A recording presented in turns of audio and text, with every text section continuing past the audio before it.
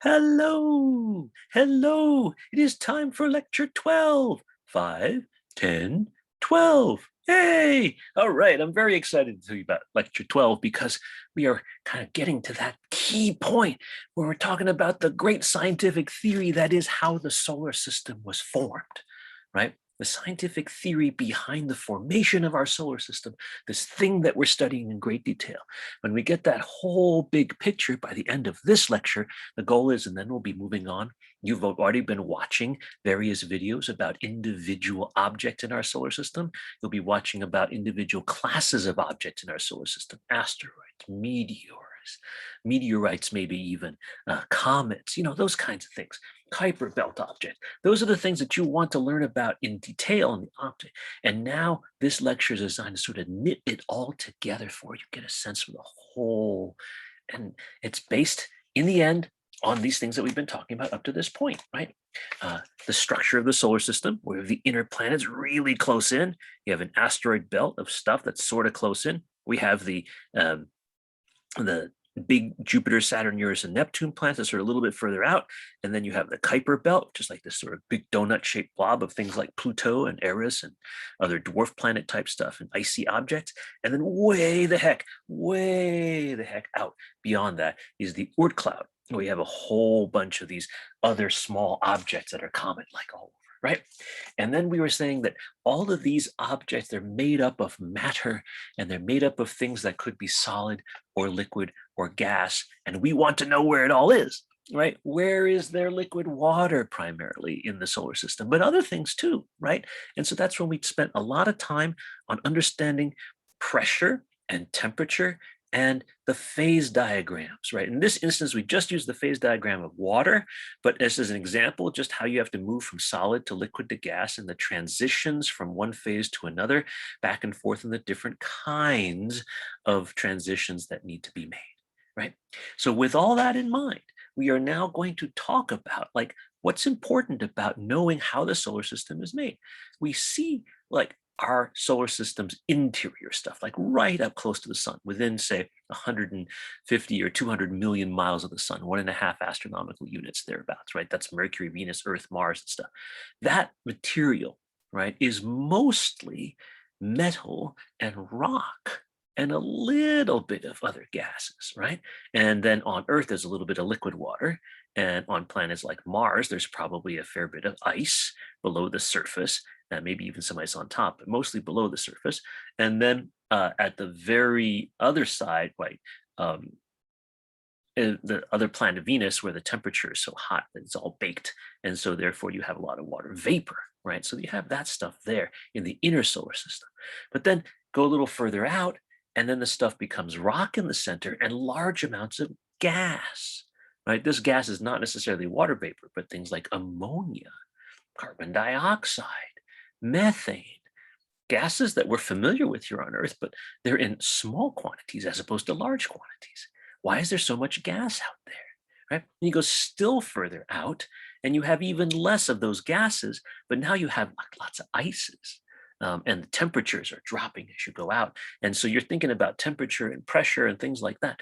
Whoa, all of that knits together into a cool way of understanding how the solar system was formed.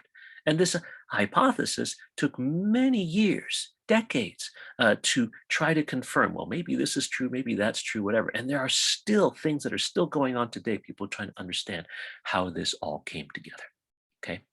Now, in the next lecture, we'll start talking about like how we know how long ago this all happened and how long it took. But right now, we're going to talk about the general processes. And I think it'll be a lot of fun for you to understand and get a sense of what we're talking about here. Okay, so let's start by sharing the screen again. I'm going to go back, and this is some stuff that you probably saw already in some of the things from the previous lecture, the phase diagram of things. Notice that this is labeled the phase diagram of water, and actually I'm borrowing this from this class in Columbia.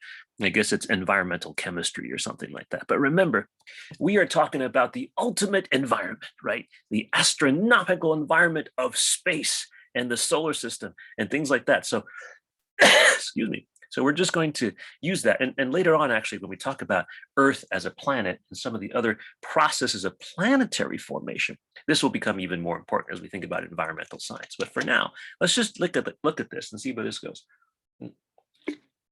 Excuse me while I chug a little bit of water.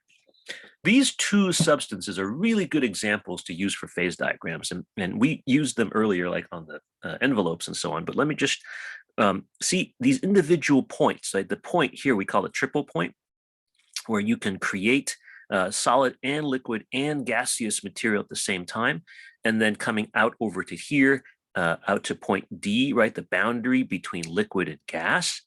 And then the out to through B here, this line between liquid and solid, and all these things transmission and change over here, right? So this is an excellent example of a couple of things. And like I said, we'll go more into this as we go into like planetary structure and formation as well as we go forward later. All right, so notice here that at 1 atmosphere, which we talked about, right, in the back of the envelope stuff from last lecture, 1 atmosphere at 0 Celsius or 273 Kelvin, thereabouts, right? You have water going from solid to liquid.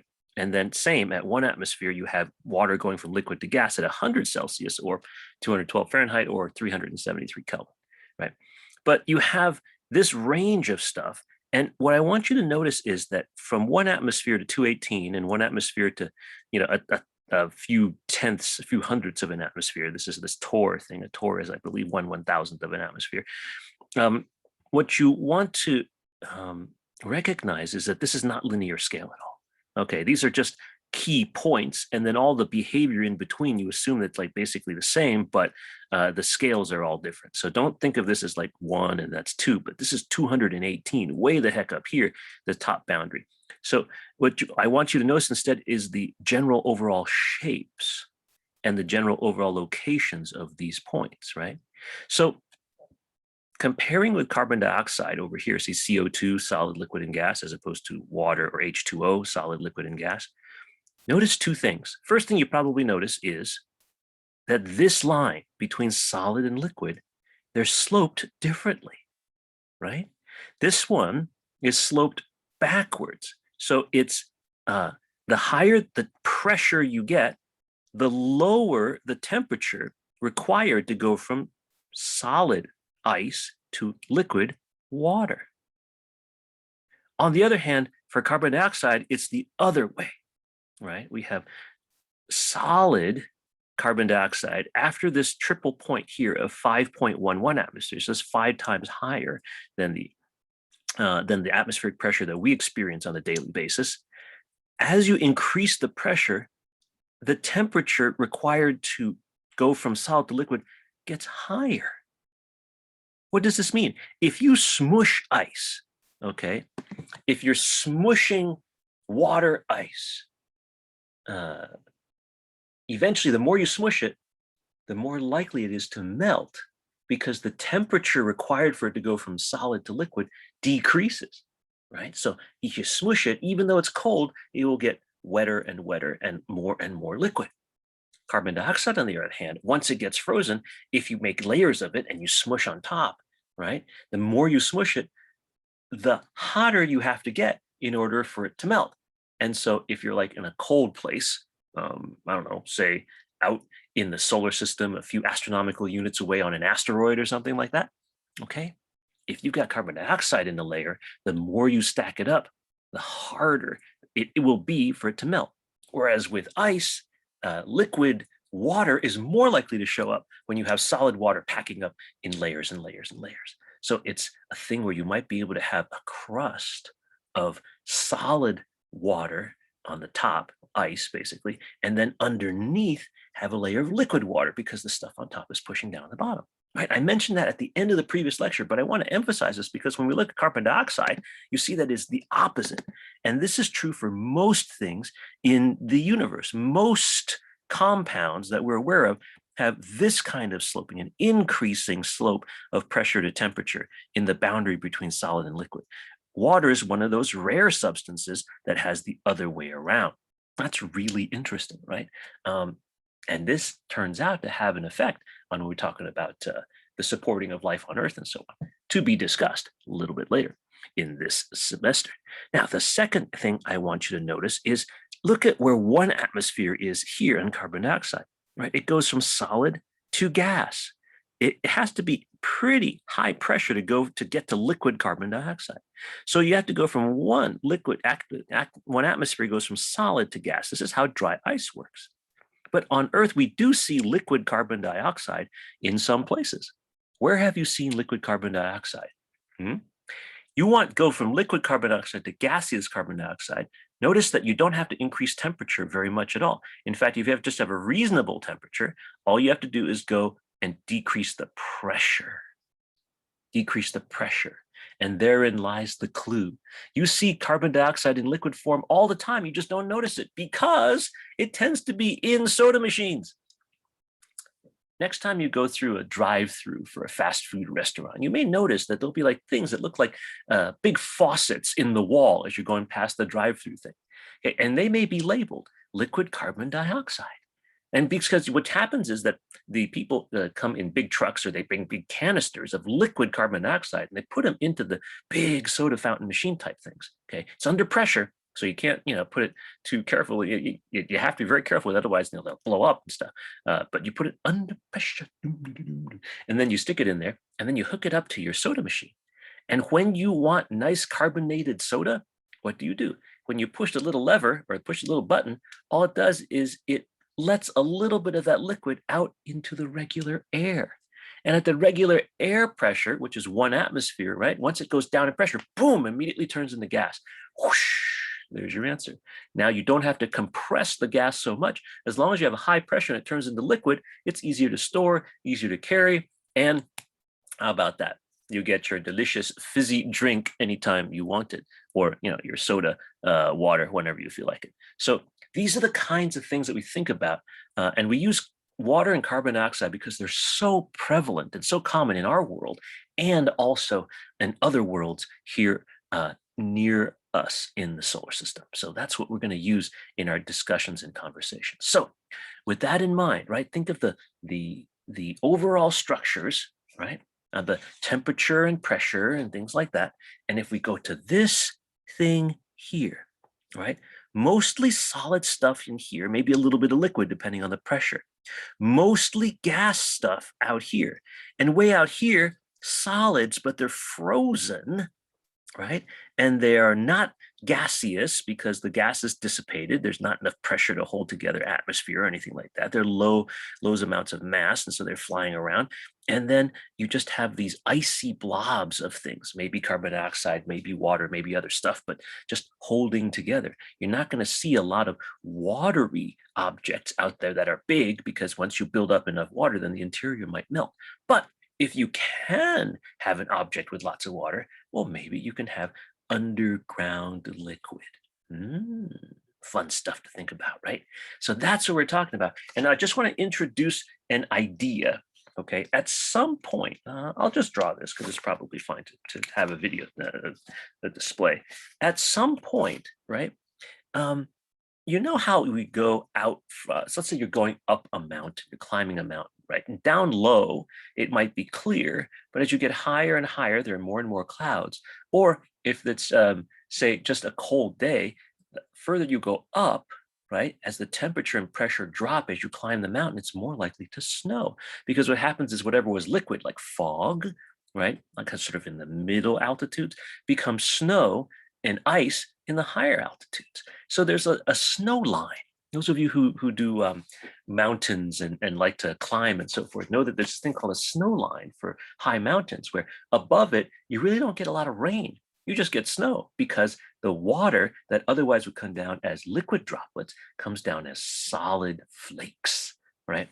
So at some point in the solar system too, not exactly sure where in the solar system, there is a snow line a little bit out, right? You got to think of the Earth and its interior part, where it is in the solar system, the interior part, sort of like the bottom of a system, right? A well, maybe the bottom of a mountain or something, the bottom of a gravitational well, where that 99.9% of the mass is in the sun. But then at some point, you go further and further out, right? And further out, and then there comes this place called the snow line. And there's a snow line, not just on Earth's mountains, but a snow line in the solar system too, right? Beyond which you're not going to get any liquid by itself. And you're just going to get solid stuff. There's not even going to be a lot of gas. All the gas particles are essentially solidified things like water or whatever. And there's different snow lines for different substances, right? Just as the various phase diagrams are different. This is just water, but remember how the carbon dioxide has a triple point that's way the heck up here, like 5 times that of the Earth's atmosphere, right?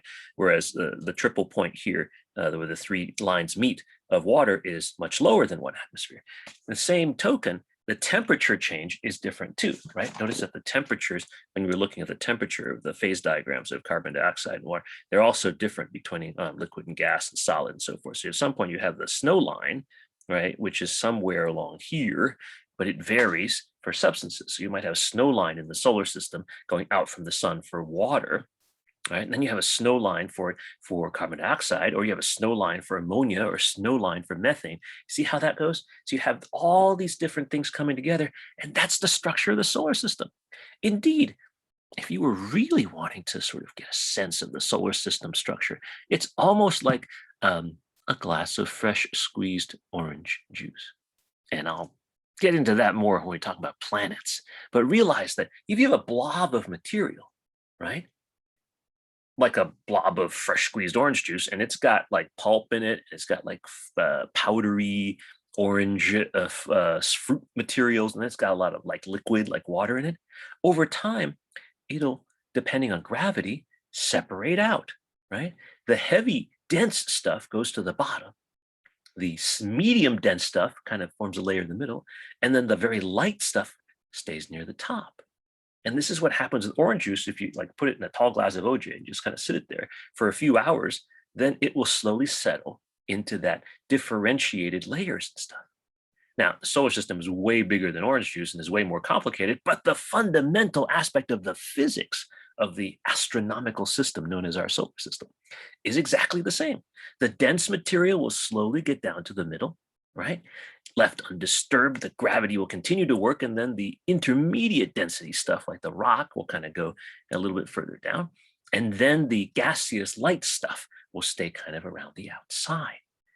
So this is basically how the solar system is structured. Why are our planets, right, Mercury, Venus, Earth, Mars, the ones really close, have the most metal by fraction, by percentage? It's because it all kind of shrunk down toward the bottom there. But the key about that is to realize there isn't a lot of metal, right? Just in the same token that there isn't a lot of pulp in an orange juice thing, that the layer of pulp is really close to the bottom, right? All the other stuff takes up most of the volume because that's what most of the stuff is. So getting that extra little bit of metal, extra little bit of rock, that's a cool thing and is neat to have. And we're lucky to be able to benefit from that because that's what our planet is made of. So I want to share screen now. Now we've seen this phase diagram thing. Go back and check this if you want. Like I said, this is the URL up here so you can find that. Well, we're going to go back to our trusty OpenStax astronomy textbook. And where I want to point you to the understanding of how the solar system formed, here's the things that I want you to look at. Okay, zoom, zoom, zoom down. Get all these chapters, right? I haven't assigned these chapters for you to read in the study guides because we'll get back to some of this a little bit later, like chapter 8, for example. But this stuff is covered in the videos that I've had you watch, right? The astronomy videos about individual planets and so on. So I think that that is totally fine. And if you want to keep reading these, I encourage you to do so because there's great stuff, right? Every source is a little bit different from every other source. But watching those videos and taking notes on those videos is probably covering pretty much the material that's described here. Okay, and then the origin of the solar system, chapter 14 is where I want to start talking with you. Now, 14.1 and 14.2 are meteors and meteorites, and you will be talking about them. You'll see talking about that in the labs as well, and you'll watch some of the videos. So be ready for it and know that material. But we're going to go here to 14.3 and 14.4, and that's sort of the meat of today's conversation that we've had this set up for with the phase diagrams and the snow lines and all that. And then planetary evolution 14.5 going forward, that's the kind of stuff we're going to touch on now, but that's really the meat of the next lectures and how we make planets, right? Because first you make the solar system and then you make the planets in the solar system and we have to live on them. So we'd like to know that kind of stuff. All right. So let's go to that. And I will show you 14.3 and 14.4. I'll go over them relatively quickly now because I want to give you the overview. That's what this video lecture is for. You go back and read it and take careful notes and understand what's happening, okay?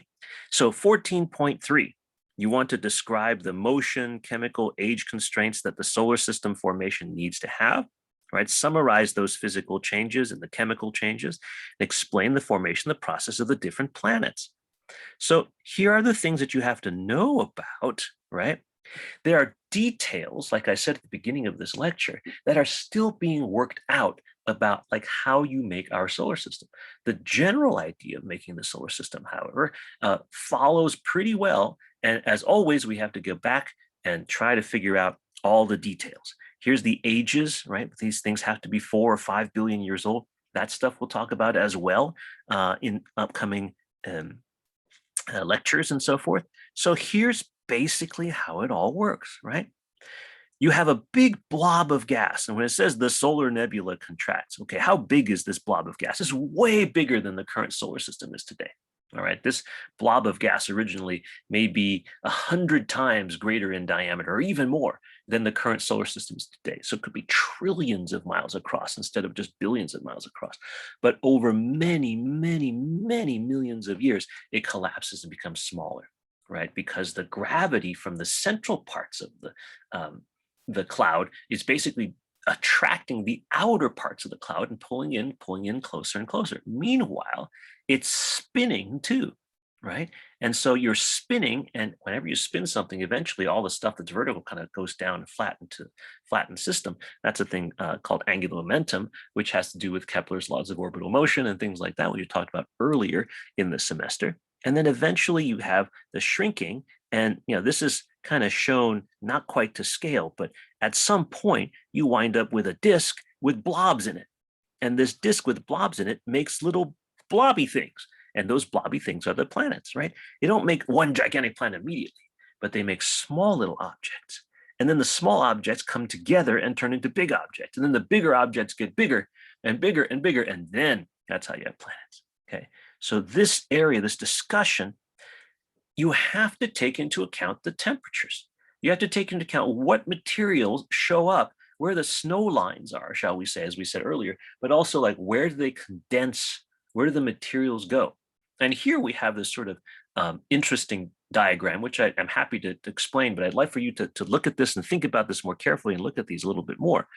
Notice that this is kind of in reverse. Notice how spread out our interior planets are, because the temperature variation is quite high going in the first few astronomical units away from the sun. The temperatures in that area of space as warmed by the sun start from more than 1,000 Kelvin to going to just a few hundred Kelvin.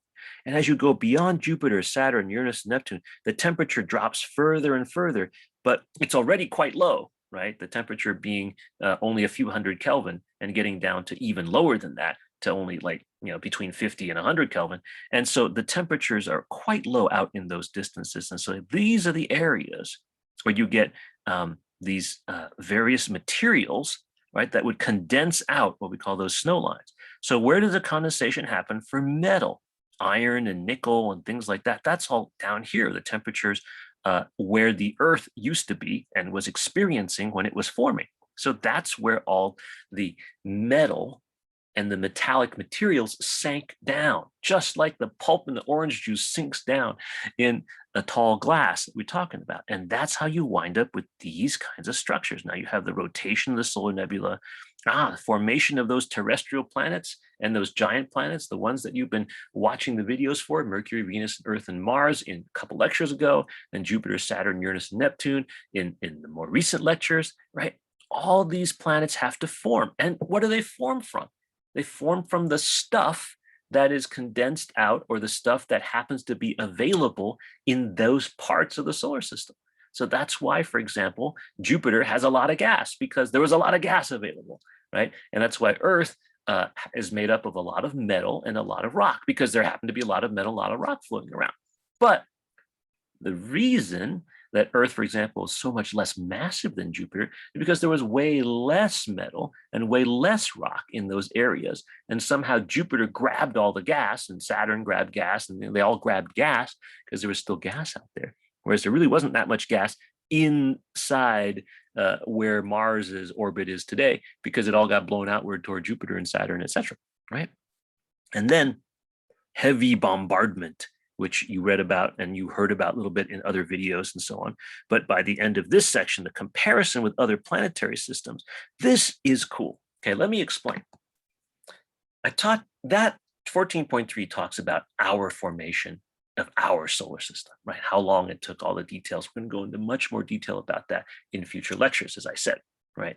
But the general overall idea of this big solar nebula, trillions of miles across, possibly condensing into something that's only billions of miles across. Meanwhile, we got this really concentrated sun in the middle, right? That gravitational pull that causes that to happen, and you have rotation happening. That is based on the data from our solar system. But starting in 1995 or so, astronomers started being able to find planets outside our solar system. And as a result, we're basically finding new solar systems, right? Because when you find a planet outside our solar system, it's orbiting a star. And so that is a solar system by definition. If we can find other planets around that star, then we have like solar systems more like ours. Instead of just having one planet, you might have 6 or 7 or 8 or something like that, right? We can't see them all because our technology is limited. But if we see at least one, we know that there's a solar system there. And then we can study that solar system to see if our solar system is like theirs, see if they all form roughly the same way. So the formation of our solar system is in part confirmed or refuted or tested by our observations of other solar systems. As of right now, there have been thousands of solar systems other than ours discovered. We only know the smallest amount of information about them.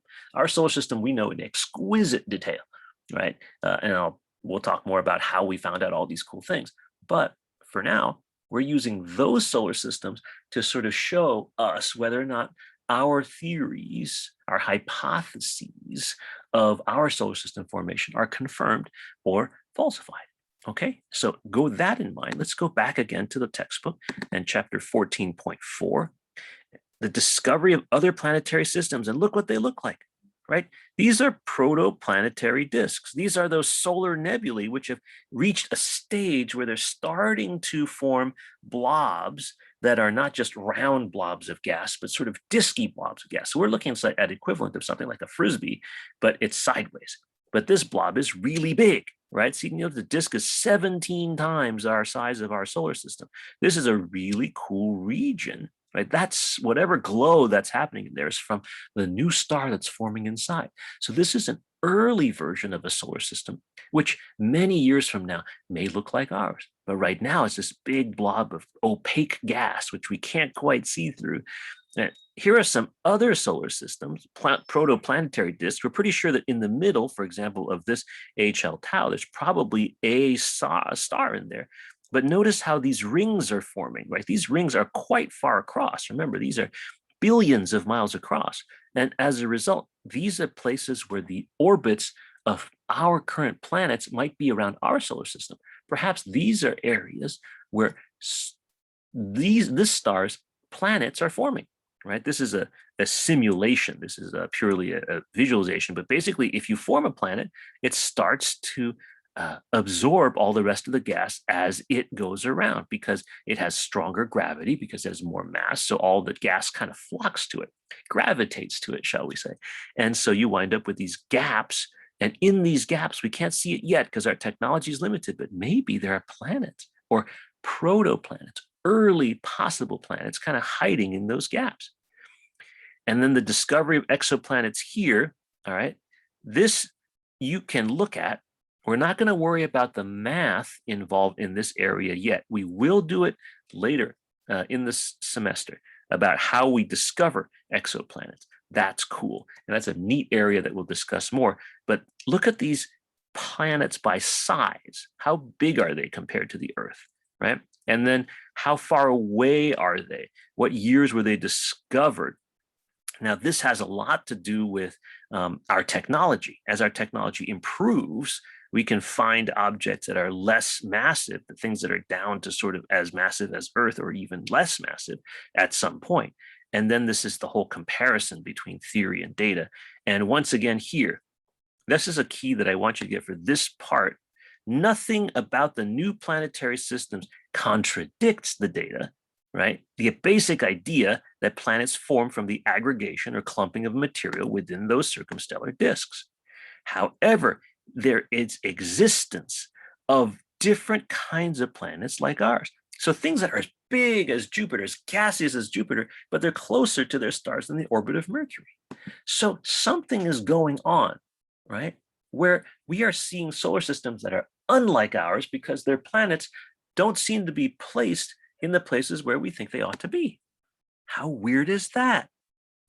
That's the kind of thing we're going to be talking about going forward. And here, 14.5, like I said, not a whole lot of conversation that we're going to have right now about this, but I want you to be aware of it. And I want you to start thinking about it, about how planets evolve after the solar system has formed. All right, we will talk about this in great detail starting in future lectures. So that's the gist of what I want to talk about now. In the rest of the videos, expect to see for this lesson, for this lecture 12, like more videos that about things in the solar system, and then the overall idea of how the solar system formed and those structures so that you can get that sense. And then we're going to start really making some cool calculations in future lectures about, for example, how long it took, how we know these things are old or new, or we can look about our own planet and see how it's changed, how it formed, how quickly did it form, how did our moon form? And then after those things form, how have they changed over time? Planetary evolution, right? As we go forward, our planet now is nothing like it was a billion years ago or 2 billion or 3 billion. There's some basic things that are true, but the surfaces where we live, right? And that surface is the area which we can study best. So we start understanding things like geology, planetary geology, or comparative planetology. That is some cool stuff, which we will be gladly talking about as we move forward in our lectures, as we discover those very cool contemporary theories of the solar system.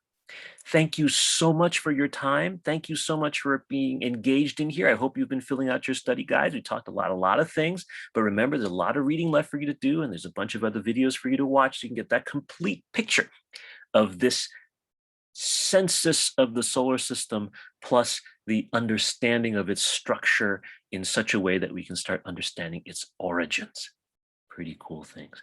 As always, if you have any questions, ask your lab instructor, ask me, ask your recitation instructor. I will see you again in the next lecture. Thank you so much. Have a great day and enjoy, learn. This is some great stuff, right? Just think, out there, not that far, these cool objects are out there. Is really fun. Okay, thanks. See ya.